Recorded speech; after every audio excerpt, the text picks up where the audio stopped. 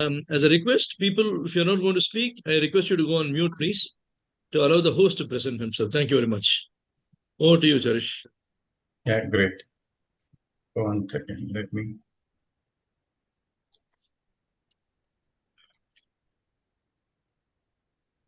Okay, can actually people see the presentation? I think if that is there, then probably we can just start. Yes, we can. Yeah. Okay, great. Gentlemen, thank you so much. And Subbu sir, so glad that you have given me this wonderful opportunity to, present my and get some kind of visibility towards this data privacy. But honestly, 20 years into 23 years, I think Preeti will vouch. We both have been together sometime back in the Navy when she was also working, and both have the same background towards communication, electronic warfare specialization. So she's got into corporate side way before me, and now is the time for me to transition to corporate side. But knowingly or unknowingly, something related to cybersecurity, then data privacy, which is again a subset of cybersecurity, was of some fascination for me.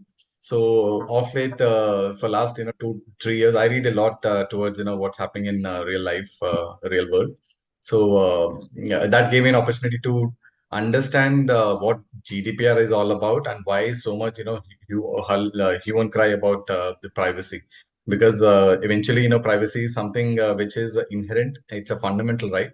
But are we really making the cut towards fundamental right, or the first mindset which triggered me to understand why so much noise was because it was associated with revenue, and you don't follow the guidelines, then you are penalized, handsomely, and the governments, make a beautiful, revenue out of your fear. So every company started, doing it. But then that also puts me into a way of understanding that, most of my data is already into the open domain some time or the other. So how does the next generation actually look at, things?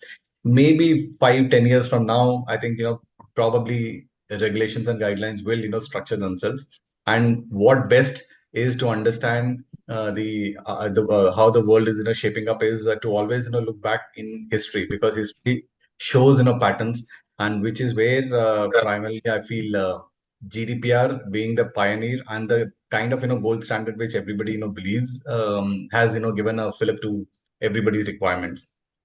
And therefore the way we value our own discipline, integrity, and vigilance, I think the data privacy, all these values are also equally crucial. So I'm not here because all of you, actually all those participants are all into data privacy for a long time. So what I'll do is I just want to create a environment which enables us to understand the trends, how things are happening. Some kind of, you may call it snippets, you may call it, trends, you may call it, anecdotes or whatever it is. But, that gives you a little bit of, interesting insights. And then we can discuss a few case studies.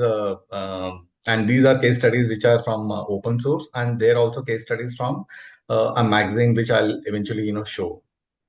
So if that is okay with people, then we can just go ahead with talking about it. We are absolutely fine. We are just waiting for you, Yeah. Charish. Please. Okay. Now the second thing is, normally in military, what we do is we always say that, when I'm running, you catch up with me, but I never stop. But now I think it is time to, play it the other way. If I'm running, ahead of, time, or perhaps understanding, I think you should, stop me there and then we can have a little bit of a discussion, and people can put their thoughts, because it's a learning curve for everybody altogether. So, okay, let's start. Now, okay, now the first thing I really wanted to know about in GDPR is, is there any one institution which tells me everything about GDPR? Then I figured out, Subbu sir, I'm sure you're aware of this, GDPR enforcement tracker. Correct. Oh yeah, it's a very comprehensive database that provides all kinds of fines, penalties imposed under GDPR on all countries. Every DPA is member of this. Every case is beautifully summed up. The dashboard is clean, neat, and it tells everything about how the fines are getting levied, and it's a government institution.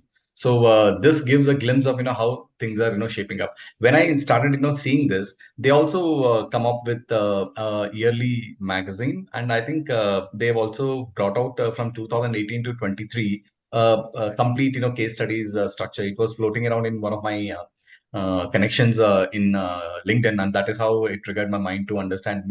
Let me first read the case of every fine that has been imposed. That will tell me where are we heading and how we should look up to our own companies when we deal with. So like I said, history repeats itself. By studying these enforcement trends, probably we can gain valuable insights into common pitfalls and some of the challenges these organizations face while implementing data protection measures. Okay, now the left, okay, let me just show you with a highlighter. I don't know. How do we select the highlighter? Okay. Yeah, I've selected a laser. Is that, visible to you? Yes, Hello? yes, it's visible. Yeah, Yeah. okay, yeah, that's great. So this left, something which is on the left side of the screen is the, website and the dashboard. It is, anytime one can, view. Now, what is on the right side is generally some of the fines, cumulative. Just see in 2018, to 2016, GDPR had emerged, and companies have been given time to settle down. It came into effect in July 18, but eventually the initial fines were all minimal. When there is fear among people that we need to implement it, why were these fines? That means I'm sure companies must have taken steps adequately for initial 2 years to settle down. Subsequently, the number of fines have started skyrocketing, and you see the numbers are only increasing. The fines are only increasing. That means what do we understand from it? Maybe the It just supercharger needs more money. yeah, Rather, absolutely. Maybe it's the EU is encashing out of fear from companies somewhere or the other. Governments require revenues, and what best to sort out but all profitable companies. Chaitanya. So it might be so that the GDPR is so difficult to implement that the company prefer to pay the fines. Is it? No, I don't think so. Absolutely. See, No, no. no, it's not. Okay, Sometimes, okay, I got this news from one of the CDPOs, okay, for it's a very popular bank in UAE, and he was actually telling me, Meta was fined 1.2 billion US dollars last year, okay. Now, they said Meta is such a huge company with a lot of profitability, and how are they falling back to actually pay the penalty? But he said the cost of implementing or cost of complying with the GDPR is more expensive than paying the penalty. Sometimes, not all the time, but they're okay. 1.2 billion is nothing. Over to you, Exactly, Charish. Sorry. absolutely. The record of processing activities for companies which have started 20, 30 years, the basic data discovery itself is so humongous that people don't want to put in that kind of effort, rather find a legalese how to circumvent the problem from the GDPR. And that is where the smartness of companies vis-a-vis the smartness of legal people come into play. And I don't know how DPDP will shape in India eventually, but when we start discussing the next couple of slides, we'll get to know it's a wonderful way to understanding Europe. Now this slide, I tried to populate the number of fines. In 2018, from in the 6 month period, there were just about nine fines. Now you see from 18 to 2024, the numbers are only tapering on a higher side. It's only in 2023 and beyond, probably it is coming up. Now whether it is COVID, no COVID, it doesn't matter. Ultimately the fines are only it's a very linear progression towards a number of fines. Hopefully 2024 and beyond, at least the numbers may come down, and probably the fines and the like 2% or 4% of the revenue is a maximum penalty which the companies get incurred upon. We'll have to see how DPS penalize the companies for failing to comply to the GDPR requirements. Now, this is another interesting caveat. Just imagine now I'm sure everybody understands GDPR. Now every EU nation which is signatory to GDPR will have to have a DPA. DPA is a Data Protection Authority. And the funniest part about DPAs in GDPR is that any number of DPAs can levy a fine on a company. If suppose DP of Spain takes up a issue against a company for violating any of the GDPR principles, it doesn't mean only Spain will restrict itself or the DPA will restrict itself. Some other company also can start off. So there are certain companies like Spain's eventually fined almost 838 times if you see on the left side. Likewise, Italy, Germany. I mean, you see Cyprus, France, which is again very, very, I would say, one of the top countries in Europe. They were just okay with just about 45 fines. See the vast difference. Now on the right side, if you see Ireland have actually fined only 27 times, but look at the amount of fine they have given. So it is now left with the wisdom of DPA that if I as a DPA in Ireland and probably I as a DPA in France, if for the same default I may levy a certain amount of penalty. Now who understands this? I don't know. I mean, somebody from a legal background might comment on this particular thing, but it's all wonky. So that's why most of the tech companies, big giants of Europe and the world, are all fearful of Luxembourg, which is such a small country, and they have only levied about 32 fines. But the amount of fines which the small little country is in cashing is huge. And look at Ireland again, vast amounts of money. So if Spain has the strict bouncer at a data protection party, I mean, well, looks like it just says no entry to companies breaking any rules, period. So their fines are quite loud, impactful, and very very hard to ignore. Whereas Luxembourg, I think the quality matters more than the quantity. So the amount of fines are phenomenal for the least amount of actual So this is for 1 year, numbers. is it? This is sorry. This is for 1 year? No, this is cumulative. So it says here France only 45. Does that mean that France has fined 45 times, maybe 45 companies one time each or something like that? Correct. It's a cumulative number of fines levied upon by the DPA of France. So it could be 3 times on TikTok for all I know, or it could be 45 different fines.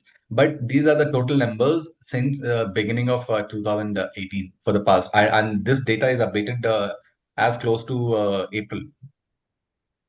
Because this data is actually being taken from a dashboard, so it's very straightforward. And this is not some NGOs work or something. It's I think ICU. I don't know what is the full form of this, but they are the ones who are doing it. Yeah, I mean, Yeah, it just looks to like add on. small, huh? Yeah, just to add For on the the country like Luxembourg. France, Okay. yeah. Yeah, sorry. Yeah, just to add on, Luxembourg is a country where it's like you have your office there, then there are a lot of benefits that you get with respect to the tax. The IKEA or the IKEA, which is a Swedish company. Okay, though it's a Swedish company, but the company is also registered in Luxembourg so that they can save a lot of the taxes. So this 746314000, okay, could have been the penalty that was paid to the Data Protection Authority of Luxembourg, but the amount could have been paid by the organizations which is not from Luxembourg.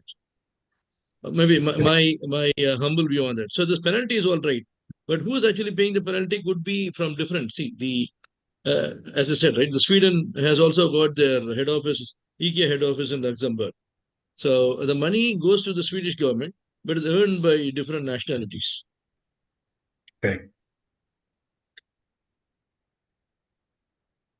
Over Yeah. to you, Charish. Yeah, thanks.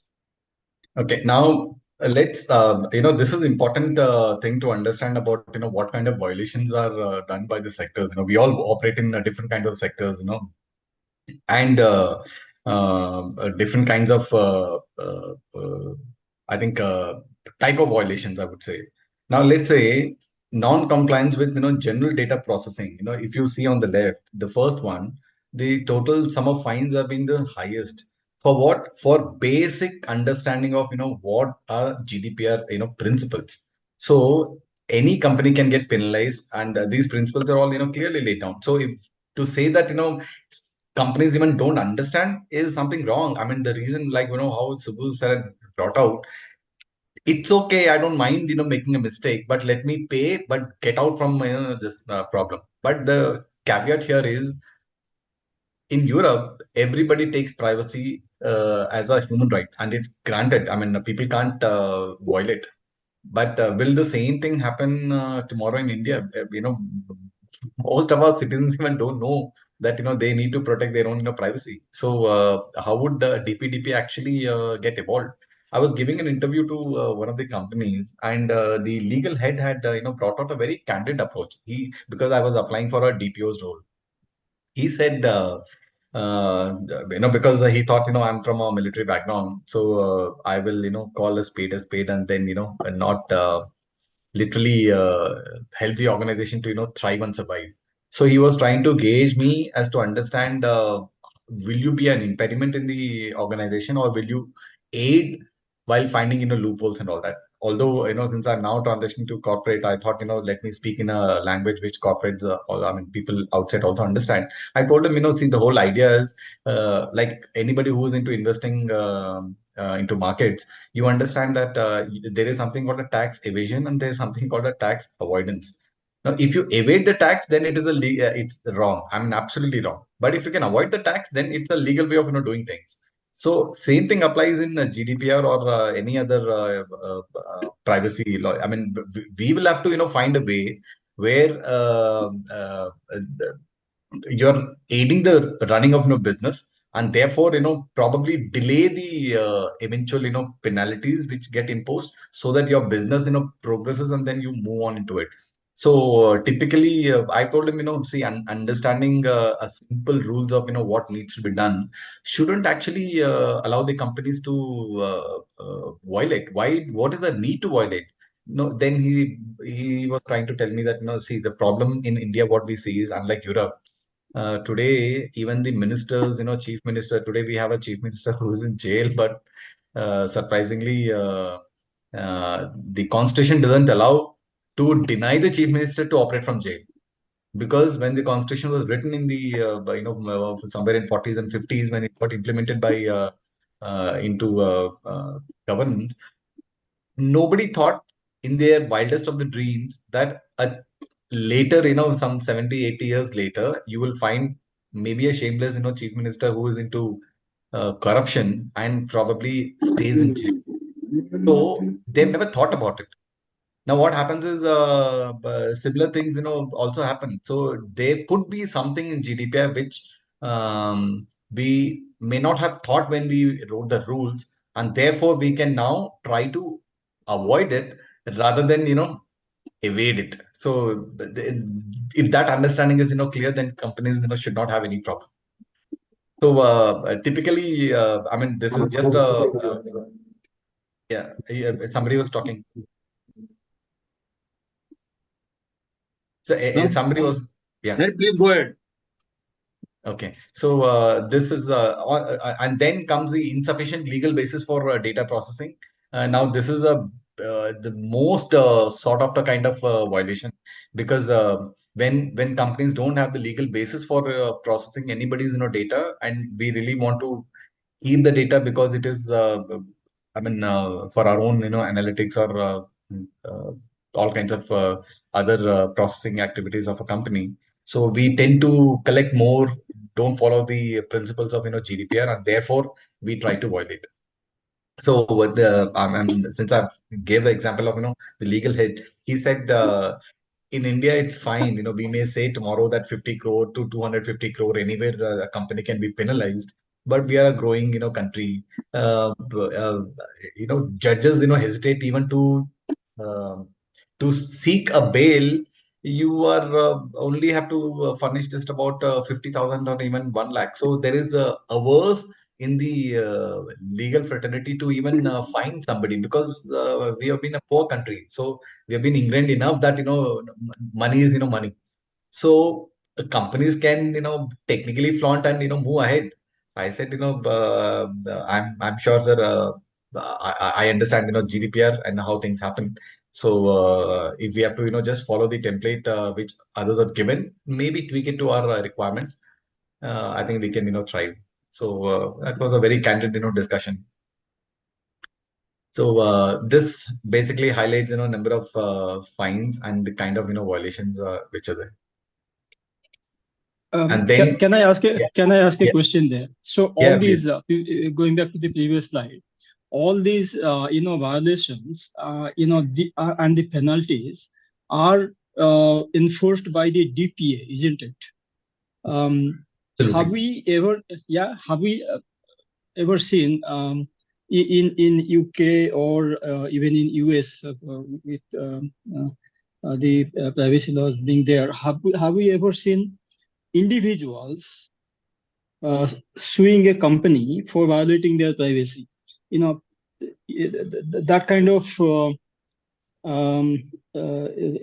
awareness is pretty much there in those countries, and it is utilized in every other sector. But when it comes to data privacy, have we ever seen that individuals suing a company and getting a penalty out of the company? Because this is law. This is a law of the country. Correct. Can the citizens not sue the company individually in their individual capacity? Okay, now it's a very tricky question, because individuals, my understanding when I read both the DPDP and GDPR, individual has a right to seek how the data of his personal data is getting processed, and what is the challenge. I mean, what are the means by which the his data, which is residing in a company, is also equally getting shared with other processes and all that. So he's got the right, but if that right is neglected, that if I ask a question to the company that, tell me what all you have about me, and if I'm still not convinced, then I have the right to move to a DPA. Eventually, what happens is the DPA again gets on to the company to say that, you must oblige, because this is a fundamental right vested with the individual. Therefore, you have to, you don't have any other business other than, giving an answer to the individual. So this is a slow and a bureaucratic process. If everything fails, or if the individual is found to be right, that when like let's take an example of Facebook and Meta. Now, sorry, I think WhatsApp and Facebook, if I'm correct. Now, WhatsApp collects the data, but without even asking permission from the user, because we are all part of WhatsApp, shared the data with Facebook, I think in 2018. Now it was an individual who had brought out that why was my data being shared, and that is how WhatsApp said okay, I can because it was not indicated to me in the past that I should not be able to share it, but I'm sharing, which is again illegal. So what he went is, there's something called a opt-in and opt-out. If you notice any of the privacy notices. So he said, I've disclosed everything in the privacy policy and in the notice, but people have never bothered to even opt out. So if they have not opted out, of course I will share it, because it's my business requirement. Now, as a addendum, GDPR had to fight out a legal battle, because something of this nature was never envisaged in the past, in the beginning when the regulation was imposed. And therefore, then addendum, all DPAs have sat together. Then the body of GDPR had emerged with a regulation saying that it's mandatory to say that a person should opt in rather than opt out. So this small kind of caveats. We're all into the same field. If you notice, you click any website. There, a year back, I've never seen people asking me for. There was just a small consent for cookies.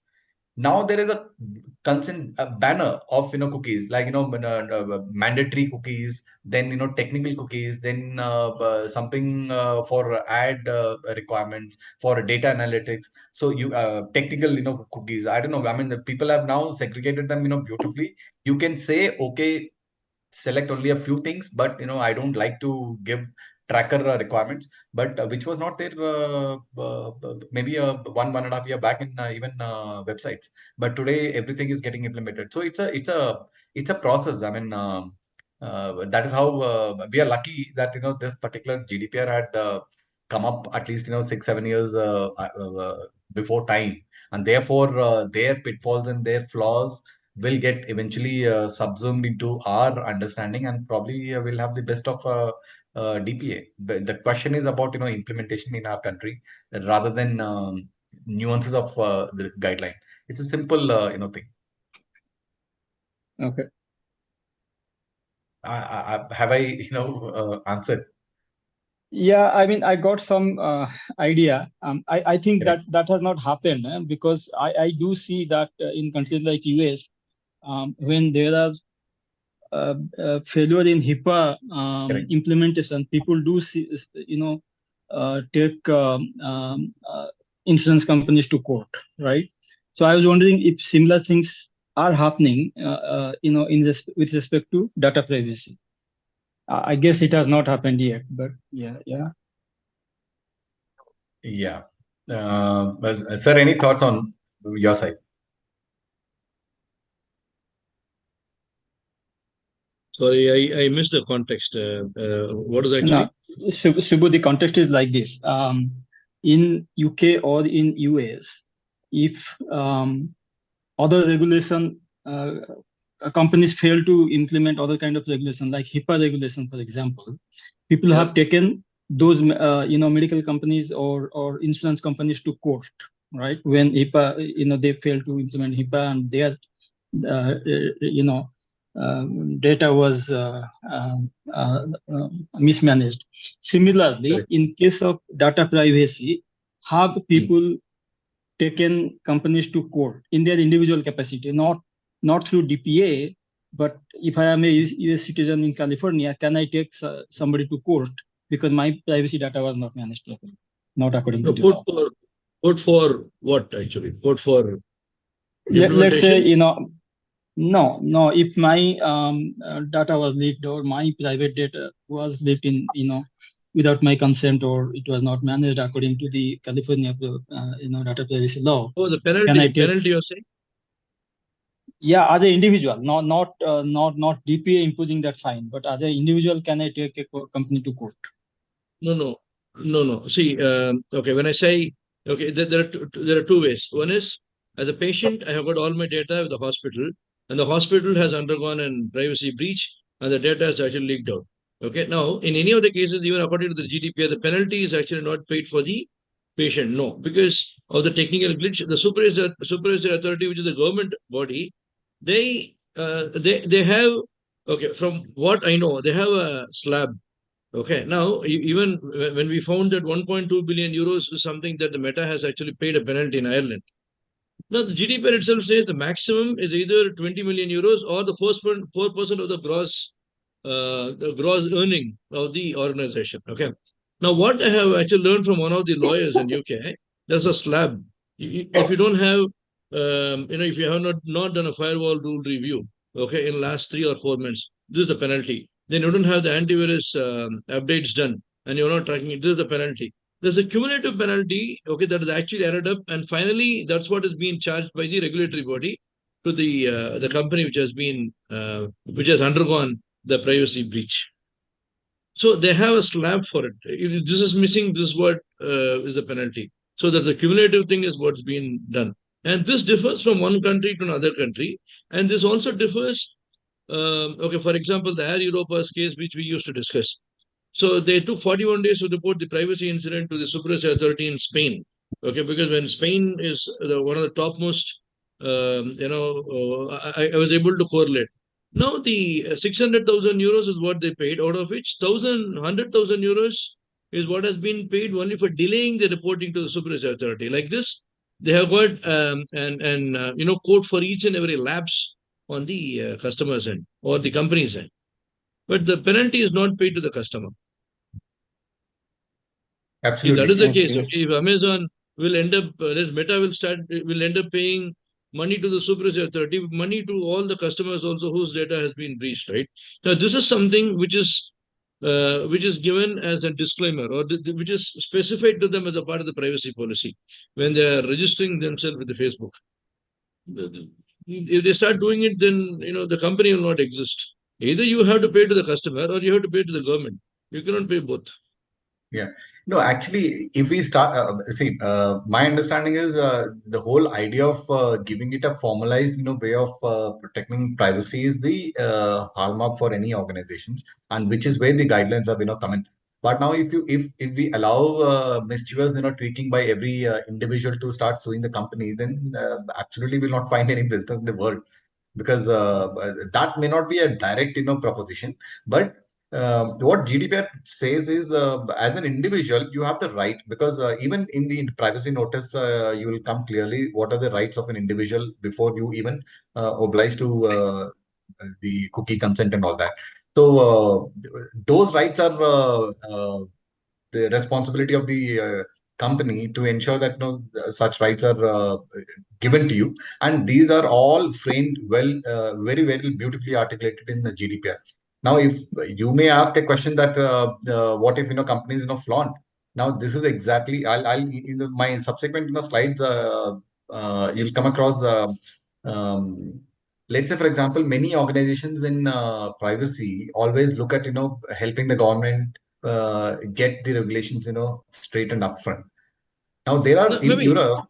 just to also add to you, see, one thing is I think, see, in GDPR, you also need to report or tell the data subject about the data leakage, right? Correct. No, So, that is yeah.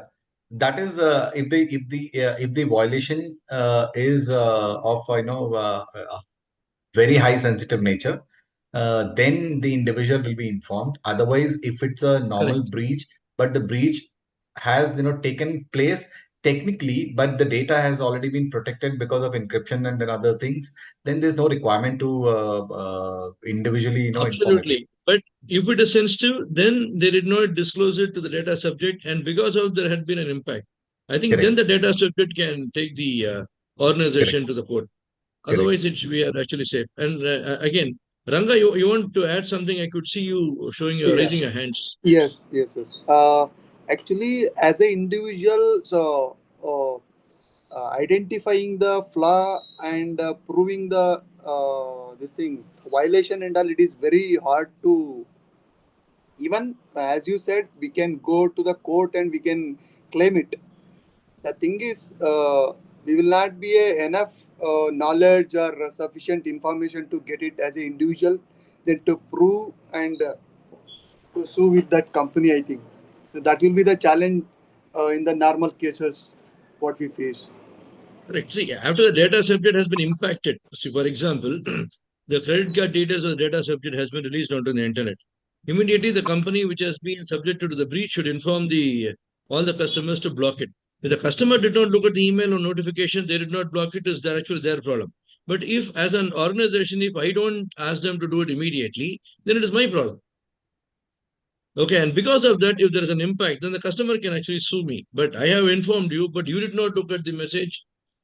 I think it's situational based, Yeah. whether you can correct, True. you can And take legal Subbu, action or not. yeah, Subbu, in DPDP, I mean, a user or no one can claim part of it. Whereas in IT Act 2000 and 2008, there was an option that user also get a share. But now in DPDP, as for my knowledge goes, maybe both of you can add.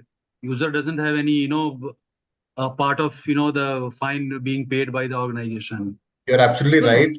User will not get it in case if user is a mischievous person trying to unnecessarily impede the basic governance within the company, and he will be reverse fined by 10,000 rupees. That's right. That's Yeah. right. Yeah. Anyway, we'll just move forward.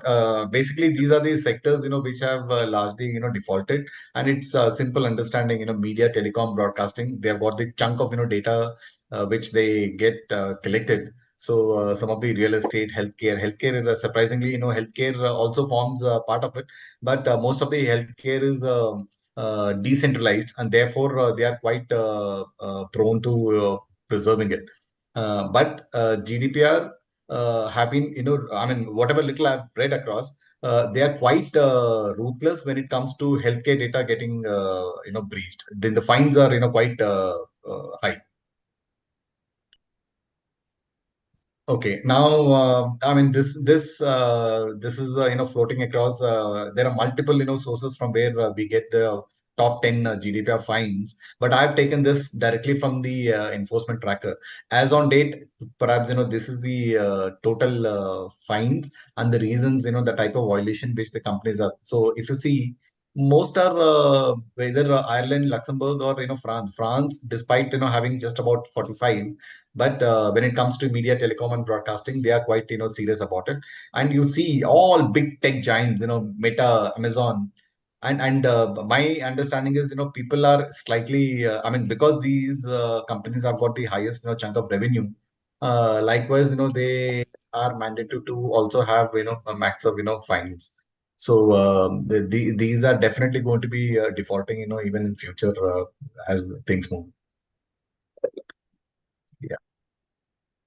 Okay, now I just want to highlight, there's a document called, Case Studies 2018 to 2023. This is from a Data Protection Commission of Europe.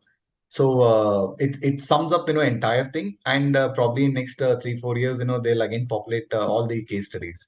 So I will try and share this in the group, or I'll share this particular document with Subbu sir. And people, in case if you really want to don't want to read the document, but just understand each case study, what do we learn, probably my LinkedIn profile can in fact out of pure curiosity, I try to um, understand uh, each of the case study and then put it on open source. So if you see, the document has been summarized under these following heads. Anything to do with access request complaints. There were 20 case studies on that.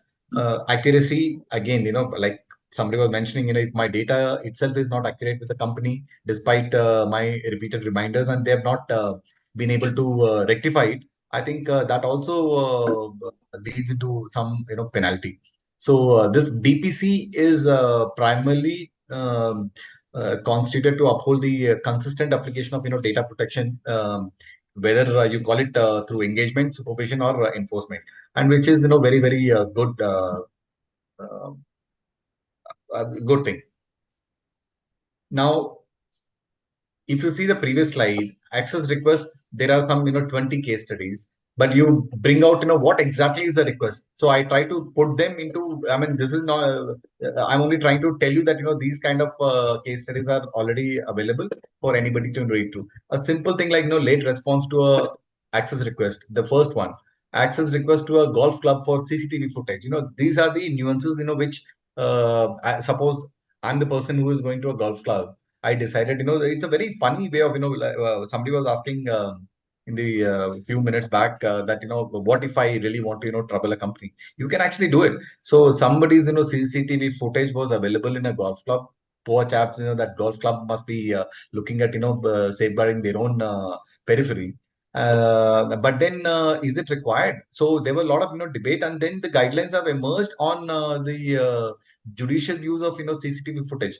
While anything and everything looks silly, but eventually the addendums come to say how to govern things. So 6 years of database has summarized how the companies have to run. So any company which is now getting enough constituted, perhaps should be able to handle GDPR things. Most of the I would say data privacy guidelines have been automated into various tools. So I mean, now it's a question of how much the CISO has to spend money on safeguarding the company. That's it.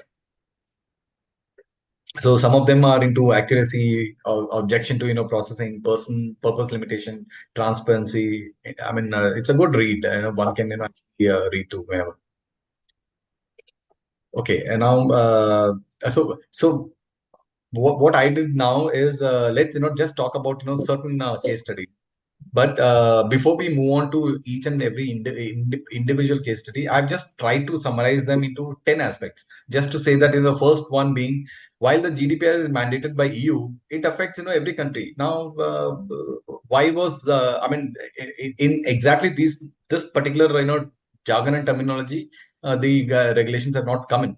But since we most countries operate in many countries, either you provide goods and services to any of the European citizen, or if you have your services rendered to a company, any entity in Europe, you are obliged to come under the ambit of GDPR. You may stay in any part of the world for all they care. So Facebook was one classic example. 1.2 million pound worth of money was levied upon by the AEPD, the Spanish data protection agency. What is the reason? Extraterritorial reach, basically highlighting the importance. Now, this was the initial one. I think 2000. It started off in 16, 17, and then in 18 this amount was levied. So this had a very ripple effect, prompting countries to strengthen their own data protection laws. So it's actually a global standard for data protection, and every country, every company, like I said, providing services to Europe and the citizens, duty bound. There was this classic example of British Airways, GDPR violation. This is why this is important is because GDPR also requires the requirement is applying to most kind of personal data. Now, DPDP also talks about personal data, and GDPR also talks about personal data. GDPR also talks about sensitive personal data, and now people were trying to figure out data is data. Now all we know data is let's say email, mobile numbers, names, and date of birth, and so on and so forth. But there has not been a ample understanding of what constitutes basic identity information. Now let's say a web data like location, IP address, cookies, RFID tags, sometimes biometric data, racial, ethical, ethnic data, political opinions, sexual orientation, anything constitutes. So they try to just figure out, okay, everything constitutes data, but where does it not apply? Only for a dead person. Simple. So you can breach violations from the privacy perspective on a dead person, because it's very clear it's on a person who is alive. So British Airways in 2018 suffered a very massive data breach. Almost the personal data of close to 5 lakh customers have just got exposed from their mobile app. So now, who created this particular problem? If the customers are of close to 5 lakh, probably it is not the individual who had individuals don't even come to know. On 2 occasions, British Airways themselves came up saying that there has been a data breach, because now we need to they've taken actions. But surprisingly, they have taken actions way beyond the time in which they were supposed to otherwise respond, and therefore they have been penalized. The second way how things happen is, some time back I was mentioning, as an individual you can go ahead and levy uh, uh, a case against a company for not protecting your right. The other alternative is, there's some non-profitable organization called NYOB. I don't know if people have heard it. None of your business. Now, most privacy organizations try to support the government in implementing the privacy laws and understanding the privacy laws. But this, mischievous, NYOB, because it's a non-profit organization, what does it do? It just populates all data, listens to, hearsay, understands where companies can, and then their job is only to start doling out issues and fight a legal battle against a company. So they are targeting the privacy with the private companies, and it's a non-government organization. So in from 2018 to 2024, I was reading an article, a number of cases which these NYOB has taken up legally, fighting a battle with the private companies, are close to 226. The number is exact. So so there are agencies in Europe which are actually on a lookout to say that your privacy is our responsibility. Now, what does it do? It it literally brings some kind of shivers down the spine of companies to say that, okay, there's somebody as a moral policing in Europe who is doing this job, and it's a non-profit organization. So what do? They just go to these people, NYOB. NYOB says, okay, this is a template on which you need to work on. We will give you time of let's say 2 months, because that is a normal time given. You figure out everything and implement it. If you don't implement it, then we are there to take you for a ride. And that is exactly what is happening. And 90% of the violations, they're all you see inadequate security measures. Now, do we we're all part of cybersecurity professionals. Do we really have to bother to even discuss on this? Inadequate security measures. Now, measures, when they implemented, perhaps the technology was a little short of the needs, but then by the time you get exposed because of violations, I think the technology must have moved, and then the companies have not been keeping abreast. Insufficient data minimization. Now, what's the need for British Airways to even collect the data and retain the data of an individual? Perhaps hoping that the customer who is flown in British Airways will eventually come back and fly maybe 3 years later. So why collect information from him again? So let me retain it. But then he is not defined it. It's very difficult for the company to even think of in those manners. But the question is data minimization. So they were not able to explain it correctly what they need to do, and therefore this is a kind of a violation. And transparency, of course, if you fail to provide the customers with clear and concise information on their usage, obviously this is a clear violation. So important thing is minimization, transparency, protect your data becomes very normal.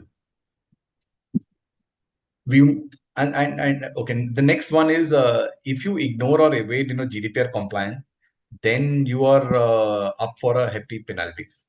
Standard statement, but everybody knows it. But typically, the big tech companies are the greatest violators. Google, the French Data Protection Authority, CNIL, had penalized Google in 2019 with 50 million pounds, primarily for failing to comply with GDPR requirements. Simple, it looks, but why is it? Again, Google has tremendous amount of data management. Whether it is Google search, analytics, ads. You collect all kinds of data, and every data point, data is so critical and important for you. So how do you sort out 10 problems like Chanakya Niti? You don't attack every problem individually, but you have to attack many problems at one go. So what did Google do smartly? They have coined their privacy notice and privacy policy so uh, difficult for people to understand. So actually, they did not provide users with clear and concise information. Now, this is a blunt and a clean statement. It should be clear and concise. Somebody in Spain may not understand English the way Brits understand. Somebody in Luxembourg or perhaps any Romania or any other country in Europe may or may not understand it. So Google has to look after the intellect of every individual.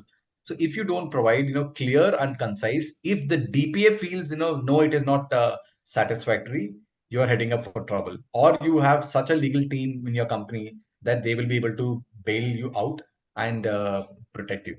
And if big tech companies are finding it difficult, I really don't know what's going to happen with India, because in India, you are supposed to give the notice in I think 11 regional languages, if I'm correct, as per DPTP.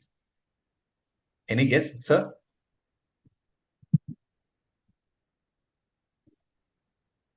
Hello, sir. Am I audible? Yeah, you are audible. Yeah. So I was just trying to ask, this particular thing. Again, the takeaway is ignorance is not a bliss. Transparency and consent is, mandatory, and data protection measures are, must. So if you fail to implement adequate technical and organizational measures, you will be having, hefty sums as a penalty. Okay, now I think I gave this example. When you collect personal data, your company must switch from opt out to opt in. Again, a typical, classic finder tax avoidance. This was one clear example of, how best to avoid the regulations and yet, progress the business. So WhatsApp enabled sharing phone contacts, which everybody knows it. So all these contacts, matched with the existing WhatsApp users, and there was no explicit, permission which was required when they did business with, Meta, when they shared entire, data with Meta. But smartly, WhatsApp had manipulated their notice to say that you have to opt out if you don't want to have this kind of, approach. But again, NYOB had objected to this.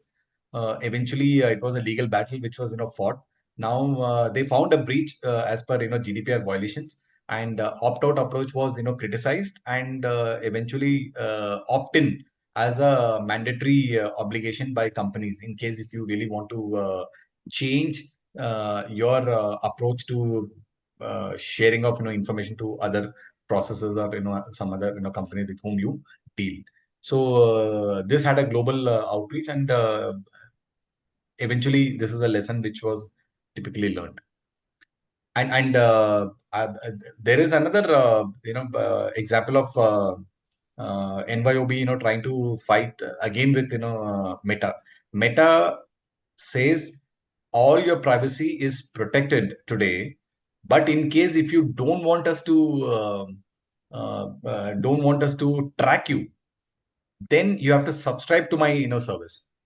But my platform will be free for you. So whether it is Instagram or something else is free. But if I should not have any of your data for tracking purpose or for any other aspect, then you must subscribe so that your privacy is absolutely safeguarded. And what is the cost of subscription per year? For each individual, they have charged about 251 pounds, which is a massive on any. So there was a study which was again undertaken by NYOB. They was mentioning Europe on an average every individual on their smartphone will have close to, roughly around 34 smart apps. So if each app where they are rendering where taking services decide to start charging a individual for protecting their own privacy as a subscription model, you had it. See the amount of money which every individual have to pay. So because Meta had come out with this mischievous tweaking, there is again a legal battle which is getting fought, and this is one of the sore points in GDPR for the time being. A very interesting thing if one can just read through. Okay, now another example, typical. If you can't dodge me, I will confuse you. If you cannot deny me, then I will create one, something like that. So if GDPR is clear, people understand it. But how do I hide behind the GDPR? Now maybe by legalese. This is exactly what WhatsApp again has done in 2017. Here, this time the Irish DPC investigated WhatsApp's GDPR compliance.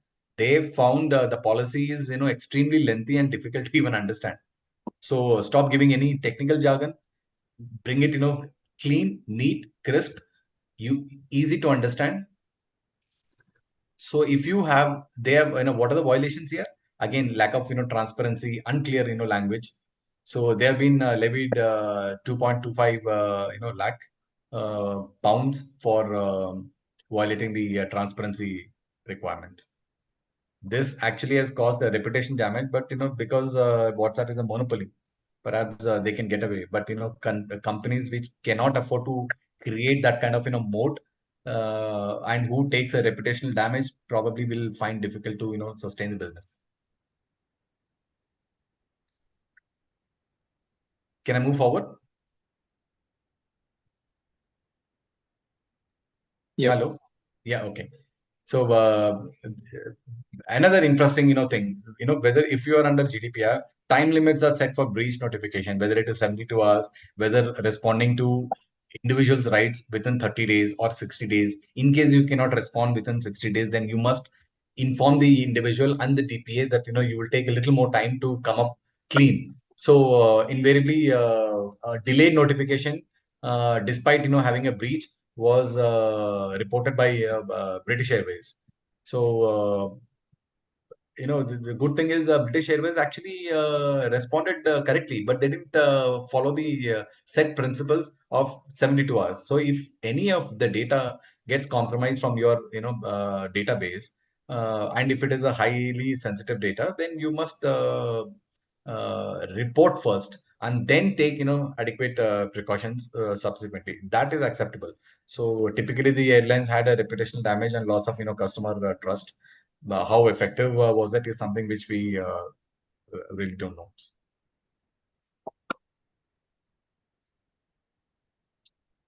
Another airlines GDPR compliance failure. Now here, if your organization is obligated to respond to a data subject's request about their personal data, you must respond.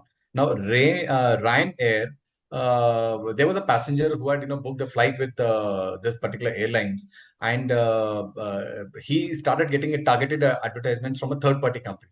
So he felt there is, this is a mischief, which the airlines had, been, trying up on me, and therefore he submitted a request with the airlines to say that, tell me what kind of, personal data is with you. Now this is exactly one example of that, access request. You're obliged to respond. So time and again, Ryanair never bothered. They said, okay, of course, there is something which we want to, respond to you, but the way in which this airline had responded to the individual, he was not very happy. Then he started moving the chain up the chain in the hierarchical structure in Europe, and it finally went to the DPC, the Data Protection Commission, and subsequently they have investigated, and then they have said the company never bothered to respond to the individual correctly, and once proven, they have been penalized 1,500 pounds for failing to comply. Now the trick here is, somewhere it is 1,500 pounds, somewhere it is 2.25 lakh.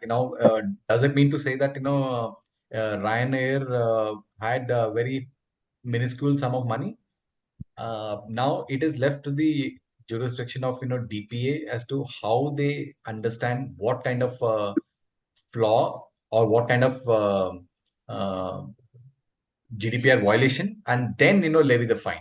So the whole idea here is protect the dignity of the individual and ensure that the business also runs. It's probably a kind of balance which the European Commission looks at.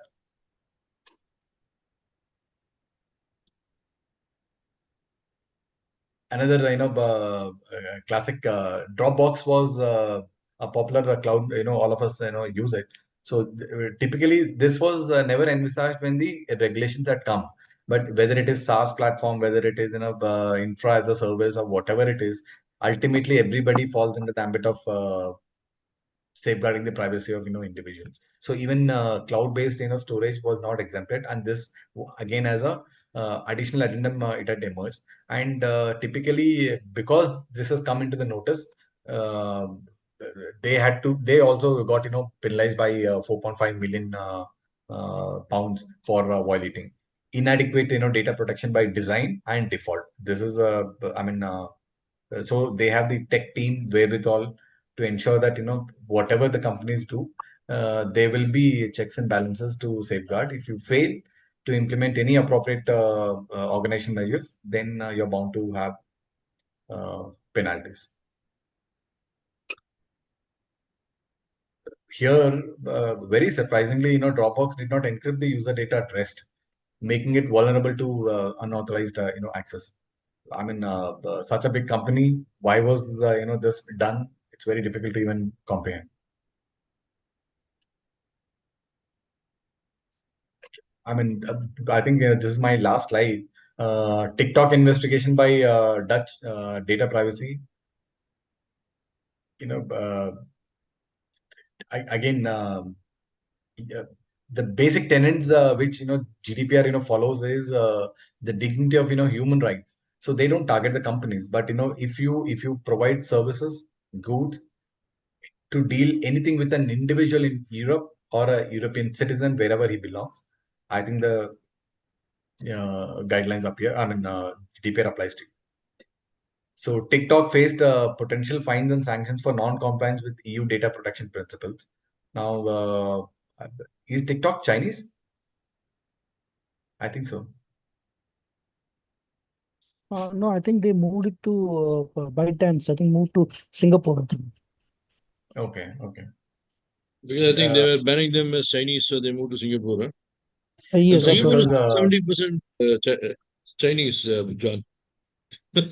Yeah, no, but I think maybe because there was some issue with Trump and that time, probably that time ByteDance moved to Singapore, I think, No? Okay.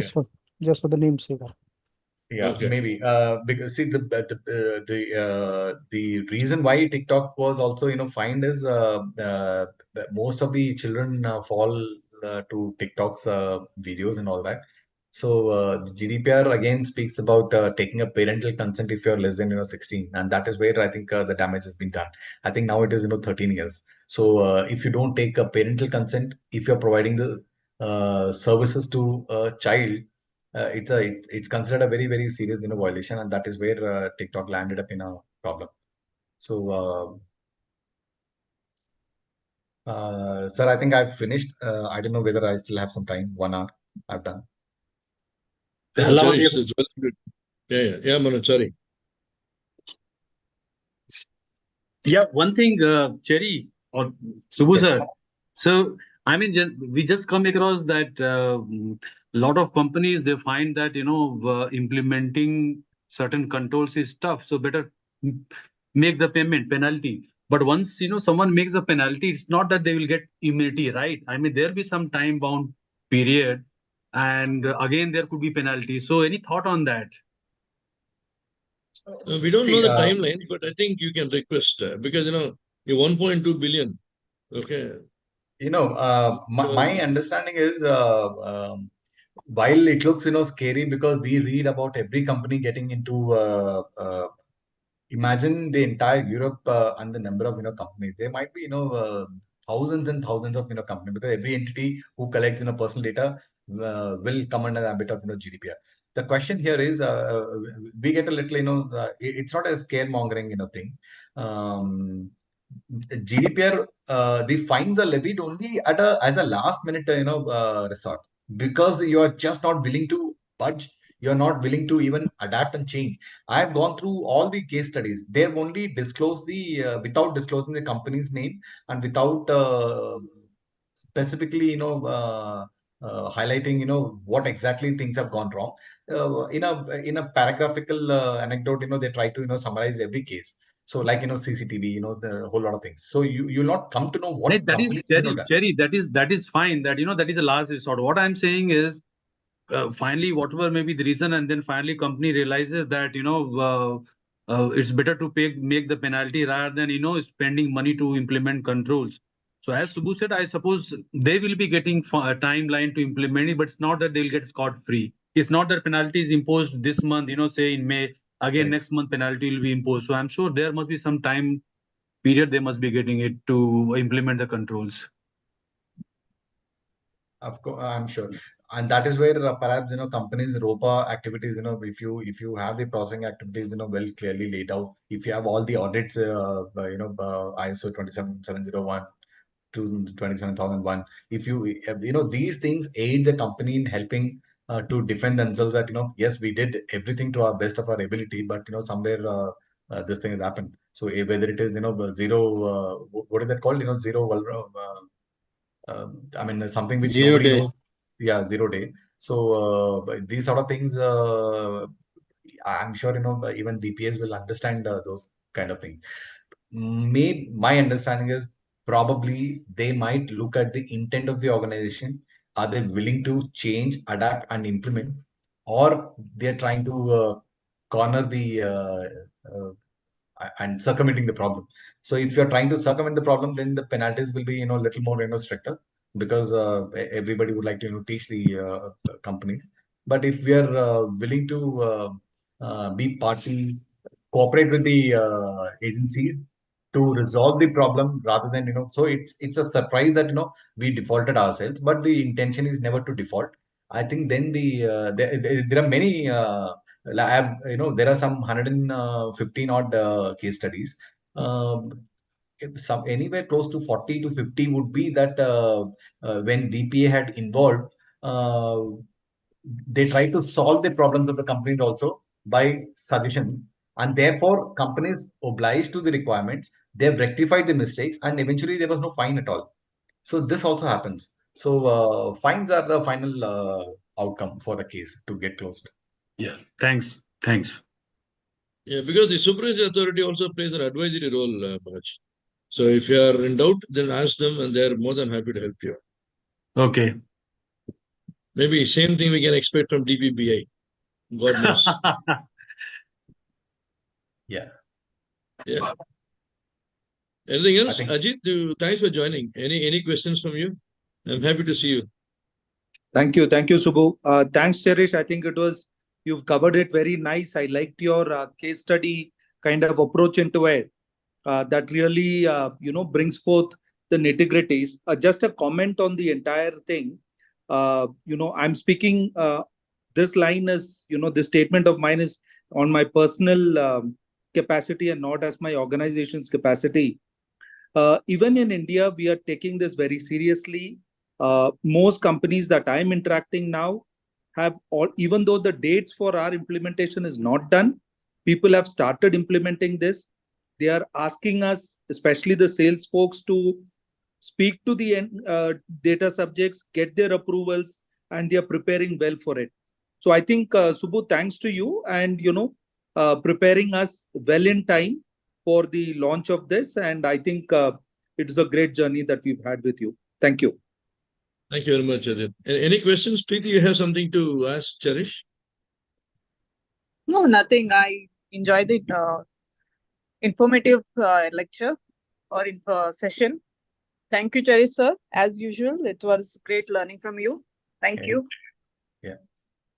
Okay, see, to everybody here, okay, it's a honor to have Cherish, Preeti, and Ajit, because they're all from armed forces. Okay, it's a pleasure, and more than a pleasure, it's actually an honor. Thanks, Ajit, thanks, Preeti, and thanks, Cherish, for actually joining us. And thanks, Cherish, for even taking time to prepare this and presenting it for us. Thank you so much, sir, for giving me this opportunity. I think it's wonderful to interact. Every seminar is a good I would say learning. So thank you so much.